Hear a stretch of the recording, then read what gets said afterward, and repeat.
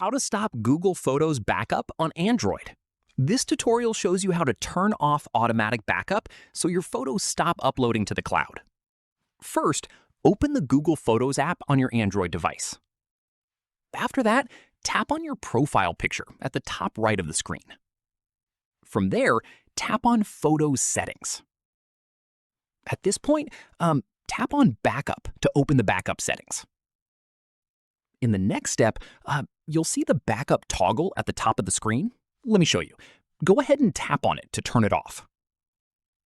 Once done, your photos will no longer automatically upload to Google Photos going forward. At this stage, if photos are still uploading after turning off backup, open your Android settings. Scroll down and tap on Apps. Search for Google Photos and tap on it to open the app info page. From there, tap on Force Stop and confirm. Then reopen Google Photos and check if backup is still active. Here's an important note. Turning off backup means any new photos taken will only be stored locally on your device.